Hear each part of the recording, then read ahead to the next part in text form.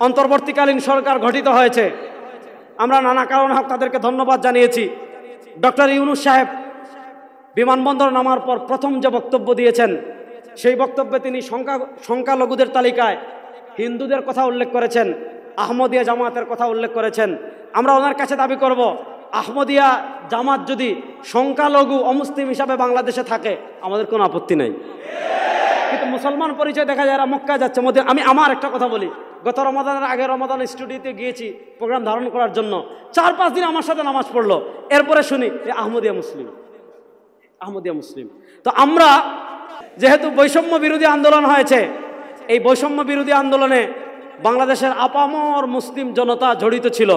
আমরা সব ঘরানা থেকে ইনশাআল্লাহ আমরা চেষ্টা শুরু করেছি, আপনারা দোয়া করবেন। বাংলাদেশের সব ঘরানা থেকে আমরা সম্মিলিত আওয়াজ তুলব যে এই অন্তর্বর্তীকালীন সরকারের আমলেই কাদিয়ানীদেরকে রাষ্ট্রীয়ভাবে মুসলিম ঘোষণা করতে হবে। এই দাবির পক্ষে যদি আমরা আওয়াজ তুলি আপনারা থাকবেন তো ইনশাআল্লাহ। আল্লাহ রাব্বুল ইজ্জত ওয়াল জালাল নবীর ইজ্জতের হেফাজতে আমাদের সবাইকে কবুল করেন, সবাই বলেন আমিন। বাংলাদেশে তো হিন্দুরা আছে, বৌদ্ধরা আছে, ইহুদিরা আছে, খ্রিস্টানরা আছে, নাস্তিকরা আছে, সবাই আছে। কাদিয়ানীদের বিরুদ্ধে এত কথা বলেন কেন? আমরা সব জায়গায় বলি, হিন্দু তো হিন্দু পরিচয় থাকে, বৌদ্ধ তো বৌদ্ধ পরিচয় থাকে, ইহুদি তো ইহুদি পরিচয় থাকে, খ্রিস্টান তো খ্রিস্টান পরিচয় থাকে, নাস্তিক তো নাস্তিক পরিচয় থাকবে। কাদিয়ানীরা থাকুক, আমাদের আপত্তি নাই, তারা থাকবে কাদিয়ানী পরিচয়, মুসলমান পরিচয় দেশে থাকতে পারে না। এটা এক নম্বর কথা। আমার নবী হাবিব বলেন, আমি শেষ নবী, আমার পরে আর কোন নবী, বলেন না আমাদের নবীর পরে কোন নবী। নবী করিম সাল্লাল্লাহু আলাইহি ওয়াসাল্লাম তাবুক যুদ্ধে যাচ্ছেন, ইসলামের ইতিহাসের কঠিন জিহাদ। হযরতে আলী কাররামাল্লাহু ওয়াজহু শেরে খুদা হযরতে মাওলা আলী রাদিয়াল্লাহু তাআলা আনহুকে নবী করিম সাল্লাল্লাহু আলাইহি ওয়াসাল্লাম মদিনায় রেখে যাচ্ছেন। কিছু মানুষ কানাঘুষা করলো, হযরতে আলী রাদিয়াল্লাহু তাআলা মন খারাপ। নবী করিম সাল্লাল্লাহু আলাইহি ওয়াসাল্লাম আলী রাদিয়াল্লাহু তাআলাকে সান্ত্বনা দিচ্ছেন, ইয়া আলী আনতা মিন্নি বিমানজিলাতি হারুন মিন মূসা। ইয়া আলী, মন খারাপ করো না, ও আলী শোনো, আল্লাহ রাব্বুল ইজ্জত ওয়াল জালাল নবী মুসা আলাইহিস সালাতু ওয়াস সালামকে সহযোগিতা করার জন্য নবী মুসার ডান হাত বানিয়েছিলেন তার ভাই হযরতে হারুনকে। ও আলী, মন খারাপ করো না, আনতা মিন্নি বিমানজিলাতি হারুন মিন মূসা। হযরতে মুসা আলাইহিস সালামের কাছে হযরতে হারুনের যে মাকাম ছিল, আল্লাহ রাব্বুল ইজ্জত ওয়াল জালাল হযরতে মুসার ডান হাত বানিয়েছিলেন তার ভাই হারুনকে। হাবিব বলেন, আলী শোনো, হযরতে হারুন মুসার কাছে হারুনের যে মাকাম ছিল, আমার কাছে তোমার সে মাকাম। পার্থক্য কি? ইল্লা আন্নাহু লা নবিয়্যা বা'দি। পার্থক্য হলো মুসা আলাইহিস সালামের পরে হারুন আলাইহিস সালাম নবী হয়েছেন, কিন্তু সরওয়ারে দু আলম সাল্লাল্লাহু আলাইহি ওয়াসাল্লামের মাধ্যমে আল্লাহ নবুয়তের দরজা চিরদিনের জন্য বন্ধ করে দিয়েছেন। সরওয়ারে দু আলম সাল্লাল্লাহু আলাইহি ওয়াসাল্লামের পরে নতুন করে নবী হওয়ার আর কোনো সম্ভাবনা, বলেন না আর কোনো সম্ভাবনা। এজন্য নবী করিম সাল্লাল্লাহু আলাইহি ওয়াসাল্লাম ইলমুল ওয়াহির মাধ্যমে আমাদেরকে ভবিষ্যৎবাণী করে গিয়েছেন, বলেছেন আমার উম্মত শুনো, সায়াখরুজু ফি উম্মতি, সায়াখরুজু ফি উম্মতি, সায়াখরুজু ফি উম্মতি সালাসুন। আমার উম্মার ভিতর 30টা এমন লোক প্রকাশ ঘটবে। এই 30 লোকের পরিচয় জানো, দাজ্জালুন কাযযাবুন। এই 30 লোকের পরিচয় হলো, এই 30টা হবে বাটপার, দাজ্জাল, কাযযাব, মিথ্যুক। কেন তারা দাজ্জাল হবে, কেন তারা কাযযাব হবে? হাবিবে কিবরিয়া কারণ বলছেন, কুল্লুহুম ইয়াজউমু আন্নাহু নাবিয়্যুন। এই 30টা নিজেকে নবী দাবি করবে, নিজেকে রাসূল দাবি করবে। হাবিবে কিবরিয়া আলাইহিস সালাম হাদিসে বলেন, শোনো, আনা খাতামুন নবিয়্যিন লা নবিয়্যা বা'দি। আমি শেষ নবী, আমার পরে আমাদের নবী করিম সাল্লাল্লাহু আলাইহি ওয়াসাল্লামের পরে দুনিয়াতে আর কোনো নবী নাই। আমাদের নবীর পরে আর কোনো নবী, বলেন না আমাদের নবীর পরে আর কোনো নবী। এজন্য 1400 বছরের শুধু আহলুস সুন্নাহ ওয়াল জামাআহ না, 1400 বছরের সকল মুসলমানের সর্বসম্মত আকীদা হলো, নবী করিম সাল্লাল্লাহু আলাইহি ওয়াসাল্লামের পরে কোনো নরাদম, কোনো অমানুষ যদি নিজেকে নবী দাবি করে সেও কাফের, তাকে যারা অনুসরণ করবে তারাও কাফের। যেহেতু খতমে নবুয়ত সংক্রান্ত, আমাদের ভারত উপমহাদেশে একজন লোক ছিলেন, একটা লোক ছিল, তার নাম ছিল গোলাম আহমদ। আমরা সবাই কম বেশি তাকে চিনি। শিয়াবাদ আর কাদিয়ানি, আহমদিয়া মুসলিম জামাত, এদের আকীদার একটা মৌলিক পাঠ হলো তাকিয়াবাজি করা। খুব মনোযোগ দিয়ে কথা বুঝবেন। তাকিয়াবাজি মানে হলো তারা সত্যকে গোপন করে রাখবে, সত্যকে আড়াল করে রাখবে, মানুষকে তাদের দিকে ধাবিত করার জন্য, মানুষকে তাদের দিকে টানার জন্য। আপনি কাদিয়ানীদেরকে জিজ্ঞেস করবেন মুহাম্মদ ইসলামকে নবী মানেন কিনা, মাথা কোরআন শরীফ নিয়ে বলবে হ্যাঁ মানি। গোলাম আহমদ কাদিয়ানীকে নবী মানেন কিনা, মাথা কোরআন শরীফ নিয়ে বলবে না মানি না। এটা হলো তাদের তাকিয়াবাজির একটা অংশ। শুনেন, সারা দুনিয়ার যত মুসলমান আছেন, যত ঘরানার, সবার ঐক্যমতে কাদিয়ানীরা কাফের। কেন কাফের আমি কিছু ডকুমেন্ট আজকে আপনাদেরকে দেখাবো। কারণ কি, মডারেট ইসলামের একটা বড় মৌলিক সমস্যা হলো আমরা সব জায়গায় উদারতা দেখানোর চেষ্টা করি। ইসলামের জরুরিয়াতে দিন যেগুলো, ইসলামের অকাট্য বিধান যেগুলোকে অস্বীকার করলে, যেগুলোকে নিয়ে সন্দেহ করলে ঈমান চলে যায়, ওই সকল ক্ষেত্রেও দেখা যায় আমরা উদারতা প্রদর্শন করি। এই জন্য দেখা যায় আমরা যখন সারা বাংলাদেশে কথা প্রচার করি কাদিয়ানীরা কাফের, কাদিয়ানীরা কাফের, একদল বলে, একদল তো বলতো মাশাল্লাহ, এখন তো তারা চলে গেছে, আমাদের কাঁঠাল রানী যিনি ছিলেন, হ্যাঁ, আমাদেরকে কাঁঠালের রেসিপি দিতেন, এটার রেসিপি দিতেন, ওইটার রেসিপি দিতেন। তো তিনি বলেছিলেন হুজুররা কাদিয়ানীরা কাফেররা মুসলমান না। এটা হুজুররা বলার কে? এটা তো আল্লাহ নির্ধারণ করবেন। তখন আমরা পাল্টা প্রশ্ন করেছিলাম, আচ্ছা কাদিয়ানীরা কাফের না মুসলমান, এটা অধিকার আল্লাহ নির্ধারণ করবেন, তাহলে বাংলাদেশে কে যুদ্ধ অপরাধী এটা নির্ধারণ করার আপনি কে? আল্লাহর উপর ছেড়ে দেন। বাংলাদেশে কে চোর, ডাকাত, বাটপার, লম্পট এটা নির্ধারণ করার আপনি কে? আল্লাহর উপর ছেড়ে দেন। তো তারা এই ধরনের কথাগুলো বলে। তো এই যে আহমদিয়া মুসলিম জামাত, আসলে তারা আহমদিয়া মুসলিম জামাত না, এটা হলো আহমদিয়া কাফের জামাত। এটা কখনো আহমদিয়া মুসলিম জামাত হতে পারে? আপনারা প্রথমে এই কথাটা মাথায় রাখবেন। আমাদের মুসলমানদের ভিতর তো রাসূলুল্লাহ সাল্লাল্লাহু আলাইহি ওয়াসাল্লাম ভবিষ্যৎবাণী করে গিয়েছেন, ওয়াসাতাফতারিকু উম্মতি আলা সালাসিন ওয়া সাবঈনা মিল্লা, এই উম্মাহ ৭৩ দলে বিভক্ত হবে। এটা রাসূলুল্লাহ সাল্লাল্লাহু আলাইহি ওয়াসাল্লাম বিভক্ত করেছেন। এই ৭৩ দলের কাউকে নির্দিষ্ট করে তার আকীদায় কুফর না থাকলে তাকফির করা যায় না। কিন্তু এই গোলাম আহমদ কাদিয়ানীর যে জামাত, এটা ৭৩ ফিরকার কোনো ফিরকা নয়। ইসলাম যেমন একটা ধর্ম, হিন্দু যেমন একটা আলাদা ধর্ম, বৌদ্ধবাদ যেমন একটা আলাদা ধর্ম, ইহুদি যেমন আলাদা একটা ধর্ম, খ্রিস্টবাদ যেমন আলাদা একটা ধর্ম, কাদিয়ানীবাদ যেমন আলাদা একটা ধর্ম, ইসলামের সাথে এটার কোনো সম্পর্ক। কথা ভালো করে বুঝবেন। কাদিয়ানীরা আমরা কেন কাফের বলি? আচ্ছা আপনারা বলেন, আমাদের নবী করিম সাল্লাল্লাহু আলাইহি ওয়াসাল্লামের পরে কেউ যদি নবী দাবি করে সে মুসলমান না কাফের? বড় আস্তে বললেন। নবী করিম সাল্লাল্লাহু আলাইহি ওয়াসাল্লামের পরে কেউ যদি নবী দাবি করে সে মুসলমান না কাফের? এবার আমি কাদিয়ানীর লেখা বই থেকে 60টা বক্তব্য আপনাদেরকে দেখাবো। এই 60টা বক্তব্যের আলোকে ফতোয়ার বল আমি আপনাদের কোর্টে দিয়ে দিব। দেখেন আমার হাতে যে বই আপনারা দেখতে পাচ্ছেন, এটার নাম হলো রুহানি খাজাইন। রুহানি খাজাইন, তসনিফাত হযরত মির্জা গোলাম আহমদ কাদিয়ানী, মসিহ মওউদ ও মাহদি মওউদ আলাইহিস সালাম। গোলাম আহমদ কাদিয়ানীর লিখিত প্রায় 84টা ছোট ছোট বই আছে। এই ছোট ছোট বইগুলোকে এক জায়গায় করে কাদিয়ানীরা এটা রুহানি খাজাইন নামে ছাপিয়েছে। এটা আমাদের লেখা বই না, এটা কাদিয়ানীর নিজের লেখা বই। গোলাম আহমদ কাদিয়ানীর তারা পরিচয় দিয়েছে মসিহ মওউদ, মাহদি মওউদ আলাইহিস সালাম। ওই টপিকে আমি পরে সুযোগ থাকলে কথা বলবো। রুহানি খাজাইন থেকে গোলাম আহমদ কাদিয়ানীর নিজের লেখা বই থেকে আমি 60টা বক্তব্য আপনাদেরকে দেখাবো। এই বক্তব্যের আলোকে আপনারাই সমাধান দিবেন, আপনারাই ফতোয়া দিবেন। 1 নম্বর দেখেন রুহানি খাজাইন, এটা হলো আমার হাতে যে খণ্ড আছে, এটা হলো 18 নম্বর খণ্ড।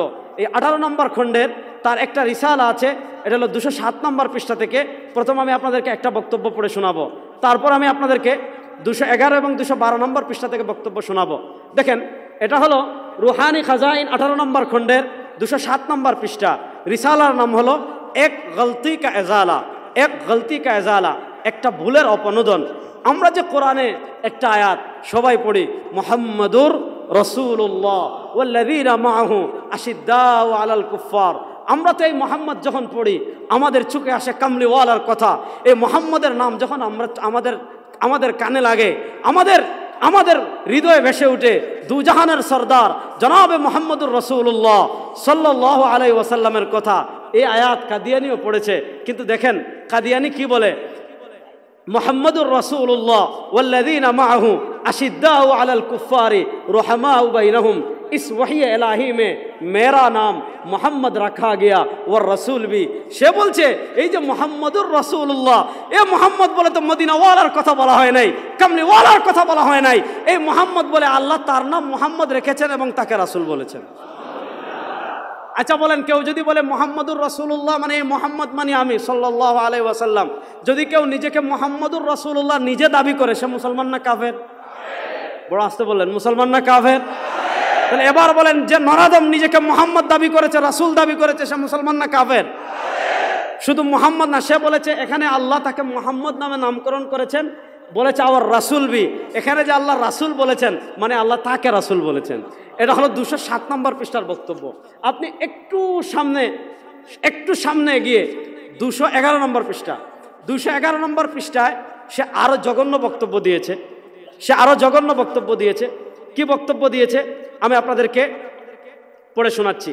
সে লিখছে, ইস ওয়াসিতা को मलहूज रखकर और उसमें होकर और उसके नाम मोहम्मद और अहमद से मुसम्मा हाकर, मनोजुग दे बुझें, मैं रसूल भी हो वर नबी भी हो, यानी भेजा गया भी वर खुदा से गायब की खबरें पाने वाला भी। रूहानी खजाइन 18 নম্বর খণ্ডের 211 নম্বর পৃষ্ঠা। সে লিখছে কাদিয়ানি, मैं रसूल भी हो, আমি রাসূল हो, वर नबी भी हो, আমি নবী हो, यानी भेजा गया भी, আমাকে প্রেরণ করা হয়েছে, ওর খুদা সে গায়েব কি খবরে পানে ওয়ালা ভি, আল্লাহর পক্ষ থেকে আমি গায়েবের খবর পেতে থাকি। আচ্ছা এবার আপনারা বলেন, যে নিজেকে নবীও দাবি করেছে, রাসূলও দাবি করেছে, সে মুসলমান না কাফের? বলেন না, সে মুসলমান না কাফের? আচ্ছা, এটা হলো সে 211 নম্বর পৃষ্ঠায় বলেছে। অর্থাৎ এরকম বহু জায়গায় আমি আরো কিছু বক্তব্য আমি আপনাদেরকে কাদিয়ানির বক্তব্য পড়ে শোনাই এজন্য যাতে আপনারা মানে আমরা যে সারা দুনিয়ার মুসলমান কাদিয়ানিদেরকে কাফের বলে, কেন কাফের বলে এটা আপনারা বুঝতে পারবেন। দেখেন, এটা হলো রুহানি খাজাইন 18 নম্বর খণ্ডের 230 নম্বর পৃষ্ঠা। 230 নম্বর পৃষ্ঠার রিসালার নাম হলো দাফিউল বালা। এই দাফিউল বালাতে একবার আমাদের দেশে যেমন কয়েক বছর আগে করোনা হয়েছিল, তো একবার এরকম कादियाने महामारी देखा दिए। से बोलছে खुदा ताला बहरहाल जब तक के ताउन दुनिया में रहे कि 70 बरस तक रहे, कादियान को उस खौफनाक तबाही से महफूज रखेगा, क्योंकि ये उसके रसूल का तख्तगाह है और ये तमाम उम्मतों के लिए निशान है। अर्थात 70 বছরও যদি তাউন থাকে কাদিয়ানের কিচ্ছু হবে না। কেন? क्योंकि ये उसके रसूल का तख्तगाह है। কাদিয়ানে আল্লাহর রাসূল বসবাস করেন। আচ্ছা আপনারা বলেন, পাঞ্জাবের গুরুদাসপুরের কাদিয়ান, মক্কায় রাসূলুল্লাহ সাল্লাল্লাহু আলাইহি ওয়াসাল্লাম জন্মগ্রহণ করেছেন, মদিনায় তিনি ইন্তেকাল করেছেন। আর আমাদের নবী করিম সাল্লাল্লাহু আলাইহি ওয়াসাল্লামের পরে পাঞ্জাবের গুরুদাসপুরের কাদিয়ানে আল্লাহ কোন রাসূল পাঠিয়েছেন? বড় আসতে বললেন, আল্লাহ কোন নবী পাঠিয়েছেন? এবার বলেন, আমাদের নবী করিম সাল্লাল্লাহু আলাইহি ওয়াসাল্লামের পরে যে গোলাম আহমদ নিজেকে রাসূল দাবি করেছে, সে মুসলমান না কাফের? বড় আসতে বললেন, সে মুসলমান না কাফের? এবং এর চেয়ে আরো জঘন্য কথা দেখেন, এই পৃষ্ঠায় এই কথা বলেছে, এর পরের পৃষ্ঠায় সে বলছে যে শুনেন, फिर यही समझा जाएगा कि सच्चा खुदा वही खुदा है। আপনি যে খুদার উপাসনা করছেন, আপনি যে খুদার ইবাদত করছেন, গোলাম আহমদ কাদিয়ানি বলছে সে সত্য খুদা না। তাহলে সত্য খুদা কোনজন? সে বলছে सच्चा खुदा वही खुदा है, সত্য খুদা ওই খুদা जिसने कादियान में अपना रसूल भेजा। সে লিখেছে সত্য খুদা ওই খুদা যিনি কাদিয়ানে তার রাসূল প্রেরণ করেছেন। ও সিলেটের মুসলমান, ও আমার সিলেটের মুসলমান, আমি আপনাদের কাছে জানতে চাই, যে নরাদম এই কথা দাবি করেছে কাদিয়ানে আল্লাহ তাকে রাসূল বানিয়ে পাঠিয়েছেন, যে খবিস এই কথা দাবি করেছে কাদিয়ানে আল্লাহ তাকে রাসূল দাবি করেছেন, সে মুসলমান না কাফের? সে মুসলমান না কাফের? সে এমন জঘন্য কাফের, তাদেরকে যারা কাফের মানবে না তারাও কাফের। কত জঘন্য কথা দেখেন। আমাদের নবীর পরে যদি একজন নবী দাবি করে সে কাফের। শুনেন, কাদিয়ানি কাফির হওয়ার কত কারণ আছে, এটা নিয়ে আমার লম্বা একটা লেকচার আছে, আপনারা শুনবেন। হযরত মুফতি শফি রাহিমাহুল্লাহ একটা রিসালা লিখেছেন দাওয়া মির্জা, এটা আপনারা আলাদা পাওয়া যায়। আবার জাওয়াহিল ফিকহের নতুন যে এডিশন, সেটার প্রথম খণ্ডে যুক্ত করা হয়েছে।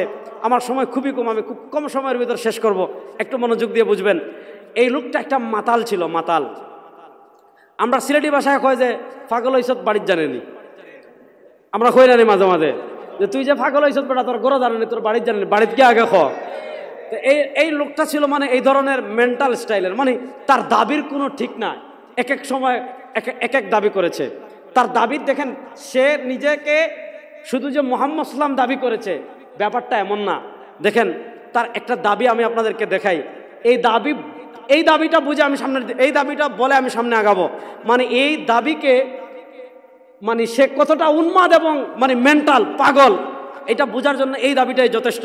দেখেন এটা হলো রুহানি খাজাইন, এটা হলো রুহানি খাজাইনের 22 নম্বর খণ্ড, রুহানি খাজাইনের 22 নম্বর খণ্ডের 521 নম্বর পৃষ্ঠা, রুহানি খাজাইনের 22 নম্বর খণ্ডের, শেষ করে দিচ্ছি ভাই 1 মিনিট, 521 নম্বর পৃষ্ঠা। আমাকে বলা হয়েছে 15 পর্যন্ত, এখন কিন্তু 5 মিনিট আগে শেষ করে দিচ্ছেন। যাক, সমস্যা নাই, আমি নিজের মানুষ তো, সমস্যা নাই। আচ্ছা যাক, দেখেন যেখানে একজন রাসূল দাবি করলে কাফের হয়, সেখানে দেখেন 521 নম্বর পৃষ্ঠা, রিসালার নাম তাতিম্মা হাকিকাতুল ওয়াহি, সেখানে লিখেছে যে জैसा के बराहिर अहमदिया में खुदा ने फरमाया है, বারাইন আহমদিয়া আল্লাহ বলেছেন, मैं आदम हो, কাদিয়ানি বলছে আমি হলাম আদম, मैं नूह हो, আমি হলাম নূহ, मैं इब्राहिम हो, আমি হলাম ইব্রাহিম, मैं इसहाक हो, আমি হলাম इसहाक, मैं याकूब हो, আমি হলাম याकूब, मैं इस्माइल हो, আমি হলাম इस्माइल, मैं मूसा हो, আমি হলাম मूसा, मैं दाऊद हो, আমি হলাম দাউদ, मैं ईसा इब्न मरियम हो, আমি হলাম ঈসা, मैं मोहम्मद सल्लल्लाहु अलैहि वसल्लम हो, আমি হলাম মোহাম্মদ। আচ্ছা, এখন এত নবী যদি সে হয়ে যায়, তাহলে বাকি নবীরা যাবেন কোথায়? আচ্ছা বলেন, যেই লোক নিজেকে এতজন নবী দাবি করেছে, সে মুসলমান না কাফের? সে মুসলমান না কাফের? শুনেন, বাংলাদেশে কাদিয়ানিরা থাকবে, আমরা কখনো বলি না কাদিয়ানিদেরকে বাংলাদেশ থেকে বের করবেন, ভালো করে বুঝেন। বাংলাদেশে তো হিন্দুরা আছে, বৌদ্ধরা আছে, ইহুদিরা আছে, খ্রিস্টানরা আছে, নাস্তিকরা আছে, সবাই আছে। কাদিয়ানিদের বিরুদ্ধে এত কথা বলেন কেন? আমরা সব জায়গায় বলি, হিন্দু তো হিন্দু পরিচয় থাকে, বৌদ্ধ তো বৌদ্ধ পরিচয় থাকে, ইহুদি তো ইহুদি পরিচয় থাকে, খ্রিস্টান তো খ্রিস্টান পরিচয় থাকে, নাস্তিক তো নাস্তিক পরিচয় থাকবে। কাদিয়ানিরা থাকুক, আমাদের আপত্তি নাই, তারা থাকবে কাদিয়ানি পরিচয়, মুসলমান পরিচয় দেশে থাকতে পারে না। এটা 1 নম্বর কথা।